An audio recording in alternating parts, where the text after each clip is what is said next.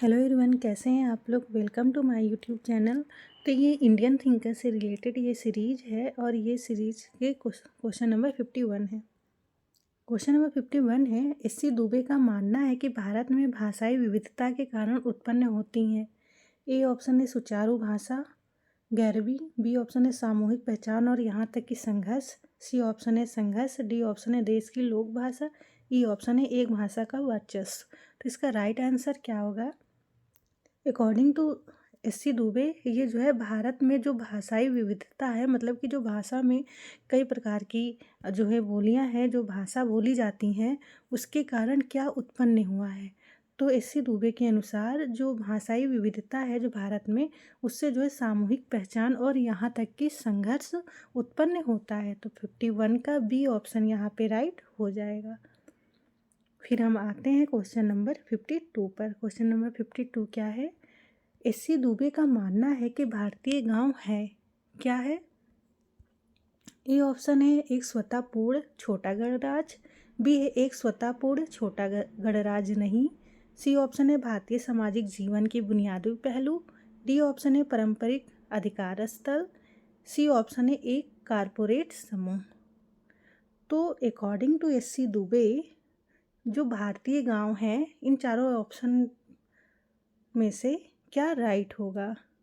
तो जो एस.सी. दुबे जो है भारतीय गांव को क्या मानते हैं? एक स्वतःपूर्ण छोटा गणराज्य नहीं।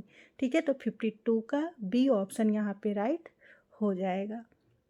फिर हम आते हैं क्वेश्चन नंबर 53 पे। क्वेश्चन नंबर 53 है, एस.सी. दुबे के अनुसार हिंदू सामाजिक व्यवस्था में वर्ण क्या है? एक ऑप्शन है केवल एक संदर्भ श्रेणी। बी ऑप्शन है सामाजिक संरचना की एक कार्यशील इकाई। सी ऑप्शन है जाति के कार्य को समझने के लिए महत्वपूर्ण ढांचा। डी ऑप्शन है जाति के कार्य को समझने के लिए महत्वपूर्ण नहीं है। ये ऑप्शन है कुछ ऐसी चीज़ जिसकी हाल ही में उत्पत्ति हुई है। तो एस.सी. दुबे के अकॉर्डिंग जो है हिंदू सामाजिक व्यवस्था में जो वर्ण हैं वह क्या है? तो एस.सी. दुबे के अकॉर्डिंग जो वर्ण है एक केवल संदर्भ श्रेणी। तो क्वेश्चन नंबर 53 का ए ऑप्शन यहाँ पे राइट हो जाएगा। एस.सी. दुबे ने हिंदू सामाजिक व्यवस्था में वर्ण को क्या माना है? केवल एक संदर्भ श्रेणी। 53 का ए ऑप्शन यहाँ पे राइट हो जाएगा। फिर हम आते हैं क्वेश्चन नंबर 54। क्वेश्चन नंबर 54 है, एम.एन. श्रीनिवास ने संस्कृतिकरण और पश्चिमीकरण की अवधारणाओं का प्रयोग के कुछ विशेषताओं को समझाने के लिए किया है। ए ऑप्शन है आधुनिक भारत में सामाजिक परिवर्तन। बी ऑप्शन है भारत में सामाजिक और राजनीतिक परिवर्तन। सी ऑप्शन है भारत में सांस्कृतिक परिवर्तन।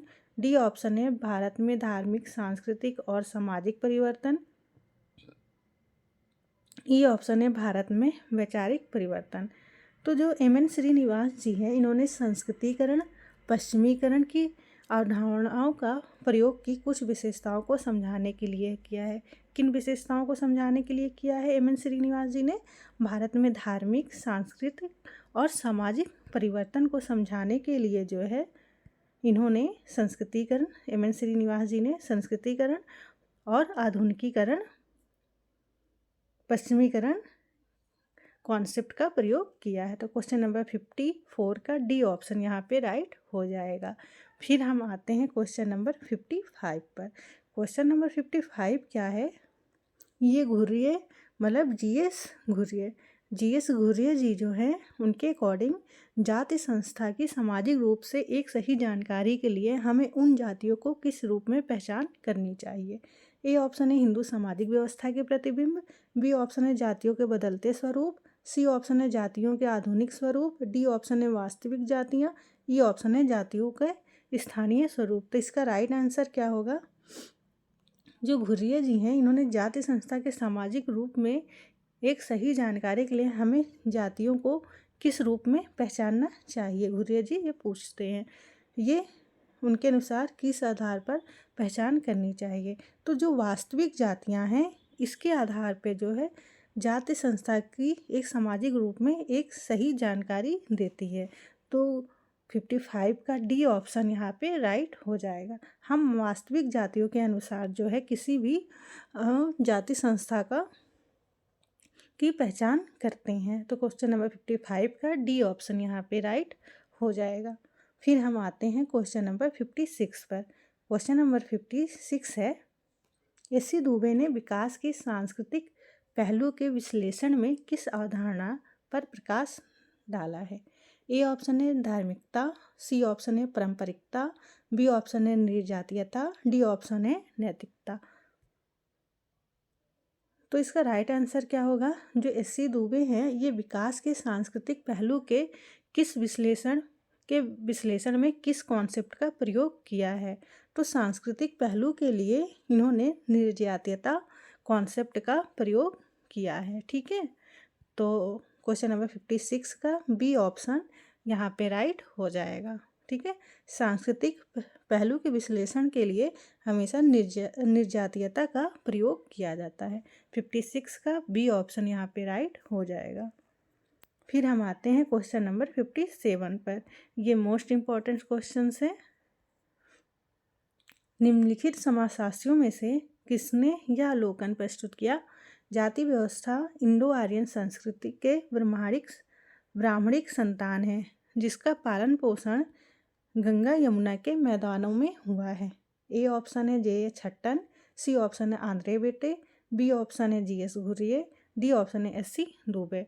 तो इन चारों ऑप्शन में से कौन से ऐसे थिंकर हैं, इंडियन थिंकर, जो ये बात कहा है कि जो ये जाति व्यवस्था है ये इंडो आर्यन संस्कृति की ब्राह्मणिक संतान है और जिसका पालन पोषण गंगा यमुना के मैदानों में हुआ है। तो इसका राइट आंसर होगा जीएस घुर्ये। तो ये स्टेटमेंट किसका है? ये स्टेटमेंट है जीएस घुर्ये जी का। तो क्वेश्चन नंबर 57 का बी ऑप्शन यहाँ पे राइट हो जाएगा। फिर हम आते हैं क्वेश्चन नंबर 58 पर। क्वेश्चन नंबर 58 है, अपनी पुस्तक social change in modern India में एम.एन. श्रीनिवास ने यह मत प्रस्तुत किया है। ए ऑप्शन है जाति एक बंधन व्यवस्था है, बी ऑप्शन है जाति एक खुली व्यवस्था है, सी ऑप्शन है जाति व्यवस्था में गतिशीलता की गुंजाइश होती है, डी ऑप्शन है जाति बिल्कुल वर्ग की भांति है। तो इसका राइट आंसर क्या होगा? जो social change in modern India है ये बुक किसके द्वारा लिखी गई है? एम.एन. श्रीनिवास द्वारा। तो इस बुक में जो है श्रीनिवास क्या बताते हैं? ये बताते हैं कि जो जाति व्यवस्था में गतिशीलता की गुंजाइश होती है। तो क्वेश्चन नंबर 58 का सी ऑप्शन यहाँ पे राइट हो जाएगा। जो जाति व्यवस्था है भारतीय समाज में अकॉर्डिंग टू एम.एन. श्रीनिवास कि उसमें जो है गतिशीलता की गुंजाइश होती है। ये स्टेटमेंट किसका है? एम.एन. श्रीनिवास ने। और ये बात उन्होंने किस पुस्तक में दी है? Social change in modern India में। तो क्वेश्चन नंबर 58 का सी ऑप्शन यहाँ पे राइट हो जाएगा। इस क्वेश्चन से आपको जो है 2 क्वेश्चंस आपको याद हो जाते हैं। ठीक है, तो क्वेश्चन नंबर 58 का सी ऑप्शन यहाँ पे राइट हो जाएगा। फिर हम आते हैं क्वेश्चन नंबर 59 पर। 59 है, एम.एन. श्रीनिवास के मतानुसार पश्चिमीकरण शब्द अधिक वस्तुनिष्ठ है। ए ऑप्शन है औद्योगिकीकरण से, बी ऑप्शन है आधुनिकीकरण से, सी ऑप्शन है भूमंडलीकरण से, डी ऑप्शन है ब्राह्मणीकरण से। तो जो एम.एन. श्रीनिवास के अनुसार जो पश्चिमीकरण है ये किसका समानार्थी शब्द है? कौन से शब्द से? ये अधिक वस्तुनिष्ठ है। तो ये शब्द जो है आधुनिकीकरण से। ठीक है, तो 59 का बी ऑप्शन यहाँ पे राइट हो जाएगा। फिर हम आते हैं क्वेश्चन नंबर 60 पर। क्वेश्चन नंबर 60 है, एम.एन. श्रीनिवास ने भारत में सामाजिक एवं सांस्कृतिक परिवर्तन के विश्लेषण के लिए पश्चिमीकरण के निम्नांकित प्रारूपों में से किस एक प्रारूप को सर्वाधिक अधिक महत्वपूर्ण माना है? ए ऑप्शन है अमेरिकन प्रारूप, बी ऑप्शन है रूसी प्रारूप, सी ऑप्शन है ब्रिटिश प्रारूप, डी ऑप्शन है उपरोक्त में से कोई नहीं। तो जो एम.एन. श्रीनिवास जी हैं इन्होंने भारत में सामाजिक एवं सांस्कृतिक परिवर्तन के लिए पश्चिमीकरण के निम्नांकित प्रारूप में से कौन सा सर्वाधिक प्रारूप जो है सही माना है? उन्होंने किस प्रारूप का प्रयोग किया है? तो एम.एन. श्रीनिवास ने भारत में सामाजिक एवं सांस्कृतिक परिवर्तन के विश्लेषण के लिए जो ये ब्रिटिश प्रारूप है इसका उपयोग किया है। तो 60 का सी ऑप्शन यहाँ पे राइट हो जाएगा। फिर बने रहिए हमारे यूट्यूब चैनल पर। मिलते हैं हम नेक्स्ट वीडियो में। कोई क्वेरीज हो तो आप कमेंट सेक्शन में जो है पूछिएगा। तो और टेलीग्राम लिंक दिया गया है, आप टेलीग्राम लिंक से भी जुड़ सकते हैं। वीडियो देखने के लिए thank you. Thank you guys.